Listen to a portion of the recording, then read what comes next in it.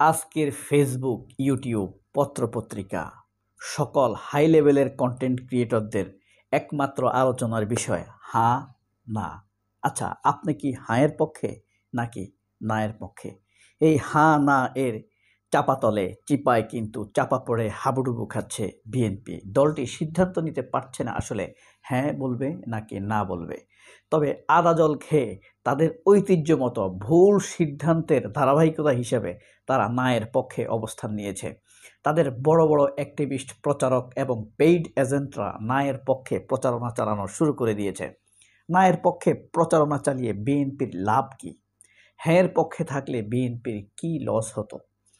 সকল আন্তর্জাতিক ঘটনা প্রবাহ এবং টানা লিঙ্ক, ভারতের স্বার্থ সব কিছু বাদ দিলেও আমরা সব কিছু স্বাভাবিকভাবে বলতে পারি বিএনপি সবসময় ভুলের পক্ষে অবস্থান নেয় এবং যে তার উপকার করে তার ক্ষতি করে ছাড়ে। এই দুটি বৈশিষ্ট্য বিএনপির প্রধান হিসাবে আমরা আমাদের জন্ম থেকে দেখে আসছি। এখন তা স্পষ্ট চোখের সামনে আমরা দেখছি, আপনারা দেখছেন, সবাই দেখছে এবং প্রতিনিয়ত প্রতীয়মান হচ্ছে। কারণ জুলাই বিপ্লবের পক্ষে তারা ঘোষণা নিয়ে অবস্থান থাকতে পারেনি। বিপ্লবের পর 7 দিনের মাথায় তারা নির্বাচন চেয়েছে, তারপর বলছে কোনো সংস্কার প্রয়োজন নেই, সংস্কারের এখতিয়ার তাদের নেই। তারপর যখন সংস্কার শুরু হলো তখন তারা নোট অফ ডিসেন্ট দেওয়া শুরু করলো। এরপরে তারা বলল জুলাই সনদ হাস্যকর, এটা আবেগের বিষয়, সংবিধান নিয়ে আবেগ চলে না, সংবিধানের উপরে কোনো কিছুকে স্থান দেওয়া যাবে না। এভাবে সব কিছু তারা বলা শুরু করে দিয়েছিল। তবে শেষ পর্যন্ত এসে ঠেকেছে গণভোটে। গণভোট হবে কি হবে না, হলেও সেটা কি জাতীয় নির্বাচনের সাথে হবে নাকি জাতীয় নির্বাচনের আগে হবে? এই গণভোটের হানা ভোট কখন অনুষ্ঠিত হবে, এটাই হলো প্রতিপাদ্য বিষয়। এখন সেটা যদি নির্বাচনের আগে হয় অথবা পরে হয়, বিএনপি কি হাঁয়ের পক্ষে অবস্থান নেবে নাকি নায়ের পক্ষে অবস্থান নেবে? তার আগে সমস্যা হিসেবে দেখা দিয়েছে সেটা কি সংসদ নির্বাচনের সাথে একই দিনে হবে নাকি এখন হবে, নির্বাচনের আগে হবে? এই ক্ষেত্রে গিয়ে দুটি দল দুই অবস্থান নিয়েছে, একদিকে জামায়াত, একদিকে বিএনপি। শেষ পর্যন্ত দেখা যাবে কার রাজনৈতিক কৌশল গার্ড কতটুকু সে সেখানে টিকে থাকবে। হানা ভোটের চিপায় বিএনপি কেন নায়ের পক্ষে অবস্থান নিল, আমরা যেসব বিষয় নিয়ে আলোচনা করব। বিএনপি কেন নায়ের পক্ষে অবস্থান নিল, সরকারের প্রস্তাব কি ছিল, বিএনপি কেন নায়ের পক্ষে, ফখরুলের কথা আসলে কি? ভারতের বাথেই বিএনপির পেট নষ্ট। বাংলাদেশকে হ্যাঁ বলুন, ভারতকে না বলুন। শেষের পয়েন্টটা আগে বলি। এনসিপি বা জামায়াত অথবা দেশকে যারা ভালোবাসে বিএনপির ভিতরেও, তারা হ্যাঁ না ভোটের কোনো ঝামেলাতে যাওয়ার প্রয়োজন নেই। শুধু স্পষ্টভাবে একবার বলে দিবে যা আপনারা সবাই দেশ কিভাবে চলবে, বাংলাদেশের পক্ষে চলবে, এই বিষয়টিকে হ্যাঁ বলুন, ভারতকে না বলুন।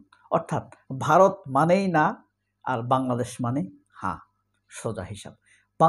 বাংলাদেশের মতো চলবে হ্যাঁ, বাংলাদেশ ভারতের মতো চলবে না। এই ইস্যুতে ভোট দিয়ে দিলে সহজ। এত কিছু 28 দফা 36 দফা এই সেই সংস্কার কোনো কিছু বোঝানোর প্রয়োজন নেই, সোজা হিসাব। বাংলাদেশ হ্যাঁ, ভারত না। এবার ভারতের ভাতেই বিএনপির পেট নষ্ট। ভারত তো ইউনূসকে চায় না। ইউনূসকে বিব্রত করা, ছোট করা, অপমান করা, শেষ পর্যন্ত তাড়ানো, এটা সেই প্রথম থেকে এখন পর্যন্ত ভারতের এজেন্ডা। কিন্তু পারছে না এদেশের জনসমর্থনের কারণে, আন্তর্জাতিক সমর্থনের কারণে। এখন দেশের ভিতরে ভারতের যে দুর্বল ও শক্তিশালী উইংসগুলো আছে, তারা প্রতিটি পদক্ষেপে ডক্টর ইউনূসের সকল পদক্ষেপকে বাধা দিচ্ছে। তিনি গুম খুনের নির্বাচনকে বাধা দিচ্ছে, যে দিক থেকে বাধা আসার কথা সেটা দিয়ে বাধা দিচ্ছে, ওয়াকার বাধা দিচ্ছে, বিএনপি বাধা দিচ্ছে, বিব্রত করছে। এই গুম খুনের বিচারকে, চার্জশিটকে কেন্দ্র করে এয়ারপোর্টে আগুন, এই জায়গায় সমস্যা, সেই জায়গায় সমস্যা, আরও ঘটনা ঘটার সম্ভাবনা রয়েছে। এভাবেই চলছে। বিএনপি এখন সেদিকে যাচ্ছে, ওয়াকারের প্রশংসা করা শুরু করে দিয়েছে। এই যে দেখেন ওয়াকারের সাথে যে মির্জা ফখরুলের বৈঠক হলো, এটা যদি সত্যিকার অর্থে মানুষের কাছে ছড়িয়ে যায় তাহলে ফখরুল বাঁচবে? আচ্ছা, ওবায়দুল কাদেরকে টয়লেটের ভিতর থেকে মানুষ তাড়াইছে, ফখরুল কি ওবায়দুল কাদের তুলনায় কুসু? এমন লাইথাবে, হ্যাঁ, বাথরুম থেকে ল্যাংটা বের করে দিবে। আমি যখন এই ভিডিওটি করছি এখন মধ্যরাত, আমি আল্লাহর কাছে দোয়া করে রাখলাম এরা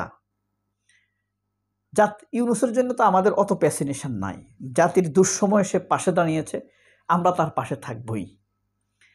সেই ইউনূসের পক্ষে না থেকে যেই দলেরই হোক, জামাতের হোক, বিএনপির হোক, যারা জাতির সাথে প্রতারণা করে তাদের বিচার আল্লাহর কাছে দিয়ে রাখলাম। মধ্যরাতের পরের ভাগ তারা সেই ভারতের কথা শুনে ভোট হবে না, ভোটের কি দরকার, শেষ পর্যন্ত না পারলে যা বলে নির্বাচনের সাথে হোক। আবার রেজাউল করিম রনি, ফাহাম আব্দুল সালাম এদেরকে লাগাই দিছে কেন? ভোট দরকারই নেই, হানা ভোট, গণভোট দরকারই নেই। বিএনপি যখন জনচাপে দেখে আর পারে না, তখন নিজেরা বলে ঠিক আছে জাতীয় সংসদ নির্বাচনের সাথে হোক। এই হলো অবস্থা। ফখরুলের কথা হলো জাতীয় সনদকে, জুলাই সনদকে আইনি ভিত্তি দেওয়ার এখতিয়ার নাকি ইউনূসের নাই। তাকে এত এখতিয়ার বিশেষজ্ঞ বানাইল কে? মির্জা ফখরুল কবে থেকে এখতিয়ার বিশেষজ্ঞ হয়ে উঠছে? কার কোনটা এখতিয়ার আছে, কার কোনটা এখতিয়ার নাই, এই কথা বলার মির্জা ফখরুলকে? সে কি নির্বাচিত মহাসচিব বিএনপির? সে হইল অ্যাপয়েন্টেড মহাসচিব।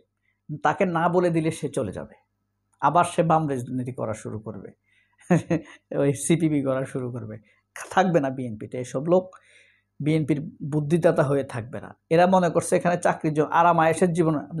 বিএনপির মহাসচিব মানে কি বুঝেন? ফ্ল্যাট, টাকা, গাড়ি, মানি, আরাম আয়েশ, এক রাজকীয় জীবন। এই জীবন মেনটেন করার জন্য এরা মহাসচিব হয় চাকরির মতো করে। হ্যাঁ, সিইও হিসেবে তারা কাজ করে। এদেরকে আপনি আজকে বাদ দেন, কালকে থেকে আপনার বিএনপির পক্ষে একটা কথাও বলবে না আসে। এখন সে এখতিয়ার বিশেষজ্ঞ হয়েছে। এটা ডক্টর ইউনূস এখতিয়ার নাই, এটা এখতিয়ার নাই, এটা আসিফের এখতিয়ার নাই, এই সে এখতিয়ার বিশেষজ্ঞ হয়েছে। বুড়া মানুষ তো আর কিছু কইলাম না, আল্লাহর উপরে ছেড়ে দিলাম তাকে। আমরা বিচারপতি খায়রুল হকের পরিণতি তো দেখছি, দেখিনি? লতিফ সিদ্দিকীর পরিণতি আমরা দেখিনি? জেনারেল মাহবুবের পরিণতি আমরা দেখি নাই? জুতার বাড়ি খাইছে না?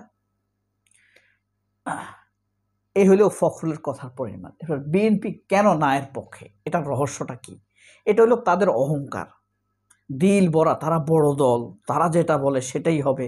ফ্যাক্ট হলো তারা যেটা বলে ওই সঠিকটার পক্ষে বলতে পারে না। দেখেন, যখন বলছে ভারতের তাবেদারির প্রশ্নে ভারতের নীতি মতো চলবে না, সেখানে তারা নোট অফ ডিসেন্ট দিছে, এটা কথা, এখানে তাদের কথা আছে। দলের প্রধানমন্ত্রী হতে পারবে না, এটা তো সহজ, সবাই মানছে। তারা বলতেছে এখানে কথা আছে, নোট অফ ডিসেন্ট, মানে এটা তারা মানবে না। এরপরে আপনার উচ্চকক্ষ পিআর হবে, এটা সবাই একমত, এখানে নোট অফ ডিসেন্ট দিয়ে রাখছে, মানে এটা বিবেচনার বিষয়, তারা এটা বিবেচনায় নেবে, এরকম কিছু একটা। এখন নায়ের পক্ষে অবস্থান নিয়ে তারা কি জিততে পারবে? মানুষ অবশ্যই হ্যাঁকে ভোট দিবে। কারণ কেন ভোট দিবে? হ্যাঁ মানে বাংলাদেশ, না মানে ভারত, সোজা হিসাব। সরকারের কি প্রস্তাব? সরকার ঐক্যমত্য কমিশন অর্থাৎ সরকার প্রস্তাব দিয়ে গেছে শেষ দিনে 29 তারিখ যে সংসদ নির্বাচনের আগেই জুলাই সনদের জন্য গণভোটের প্রস্তাব করে গেছে ঐক্যমত্য কমিশন। এখন তারা বলতেছে প্রতারণা। তারা দেখে শুনে বুঝে সিগনেচার করেছে। এখন বলতে তোমরা দেখলা, তোমাদের হাতে দিলে, সবার আগে তোমরা গেলা সিগনেচার করার জন্য, এখন তোমরা বলতেছো প্রতারণা করছে। এখন কোথায় প্রতারণা করছে, এটা কিসের প্রতারণা করছে, এটা তো তোমরা বলতেছো না। তোমরা স্বাক্ষর করছো, তাহলে তোমরা মুনাফিকি করছো। যেটা স্বাক্ষর করছো সেটাকে বাস্তবায়নের জন্য তোমরা মেনে নিচ্ছ না, সেটাকে বাস্তবায়নের জন্য তোমরা গণভোট মানছো না। স্থানীয় সরকার, বিএনপি বলতেছে না। স্থানীয় সরকার নির্বাচন না, সিটি কর্পোরেশন নির্বাচন না, জাকসু বিশ্ববিদ্যালয়ের সংসদ নির্বাচন বিএনপির না, সব কিছুতে তারা না, শুধু জাতীয় সংসদ নির্বাচনটা। ওই যে ভারত বলতেছে, ভারত টুস্কি মারে এখানে। মানুষ তো এটা ধীরে ধীরে বুঝে যাচ্ছে যত দিন যাচ্ছে, কোথায় যে গিয়ে ঠেকে। মানুষের বদদোয়ার পরিণতির বিএনপি শেষ হয়ে যাবে, বদদোয়ায়। তারা কেন নায়ের পক্ষে এটা তো বললাম। আমরা কেন হায়ের পক্ষে? আমি হায়ের পক্ষে, আমি এই ব্যাপারে স্পষ্ট, এই ব্যাপারে আমি নিরপেক্ষ নই, আমি হায়ের পক্ষে, সোজা হিসাব। হা না ভোটের চিপায় এইভাবেই বিএনপি পড়ে আছে। না মানি নাসিরউদ্দিন এই কথাটা বলে শেষ করে। নাসিরউদ্দিন পাটোয়ারি আছে না এনসিপির, তার একটা কথা আমার খুব পছন্দ হয়েছে। হা ভোট দিয়ে বিএনপি শুরু করেছিল প্রেসিডেন্ট জিয়াউর রহমানের সময় 1977 সালে। প্রেসিডেন্ট জিয়ার গৃহীত পদক্ষেপ আপনারা মানেন কিনা, হ্যাঁ বা না? উপরে গণভোট দেওয়া হয়েছিল। আর এবার বিএনপি হ্যাঁ এর পক্ষে না, এবার বিএনপি না এর পক্ষে। হ্যাঁ দিয়ে বিএনপির শুরু, না দিয়ে বিএনপির পতন হবে।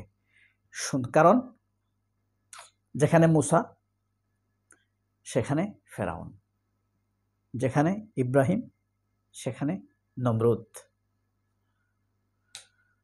বিএনপির প্রতিপক্ষকে নাই। সবাই অনেক ভালো থাকবেন। আল্লাহ হাফেজ। আসসালামু আলাইকুম।